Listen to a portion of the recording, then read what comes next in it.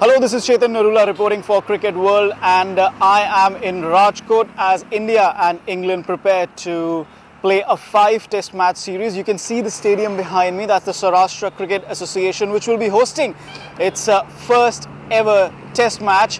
And yes, you saw that truck pass away behind me just now because we are on a highway in Gujarat.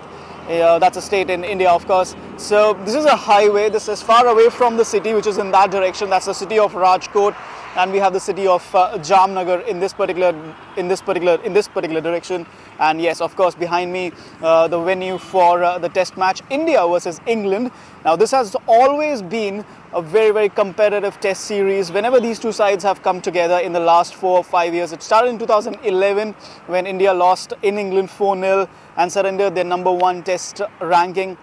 And then England came over in 2012 and 2012-2013 season and won the series 2-1. Then India went in 2014 and they won a great Test match at Lord's on a very green wicket, but eventually lost that series 3-1. So England have won 3 successive Test series against India in the last 5 years or so, and India have a bit of a payback to do here. And this time around, it's a bit different for both sides. India, they've grown over the last 4 or 5 years. This particular side, the nucleus was identified in 2012, and since then they have really grown together as a side.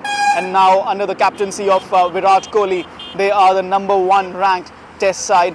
England, well, they're not as strong as they used to be. The burden of run scoring is on Alistair Cook and Joe Root. They're struggling to find the balance in their lineup. They don't know yet whether they want to play 3 spinners or 3 seamers. The consensus is that they should go in with 3 spinners, but who should those 3 spinners be? Moeen Ali is a shoo-in, of course. Then there's Gareth Batty, Zafar Ansari and Adil Rashid. Zafar Ansari is expected to sit out.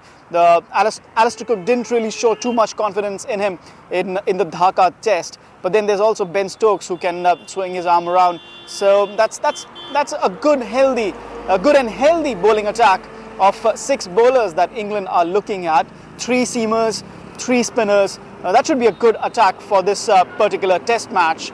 India, meanwhile, they also have similar thoughts. They're also thinking what sort of bowling combination. Lots of traffic behind me. So yes, India will also be thinking about what sort of bowling combination they should be looking at. 5 bowlers is what Virat Kohli talked about in his pre-match press conference. He talked about when the opposition has a lengthy batting lineup, like England do. They bat till number 10. So when the opposition has that lengthy batting lineup, he would opt to buffer his bowling. And when he says that, he actually means playing 5 bowlers. So how do India play 5 bowlers? Do they play 2 pacers and 3 spinners, or they bring in Hardik Pandya, the debutant all-rounder, and as a debutant all-rounder, and bank on him? The other option is also to play just 1 pacer with Pandya and the 3 spinners, because Ravichandran Ashwin has batted at number 6 in the West Indies and he was very successful there. These are the 2 questions that the 2 teams are looking at. The pitch at Rajkot had a bit of a greenish tinge about it. The bounce should be good here. It's always a good batting surface, as we have seen in the IPL. But that greenish tinge is more to keep the pitch together than anything else, really. And the pitch should take turn as the match progresses, perhaps on day 3 or on day 4. It should be a very good encounter. The match has been cleared. The dues of BCCI have been cleared. They've been given money to host this match. It was a pending case. It's been a long pending legal battle for the BCCI in the Supreme Court.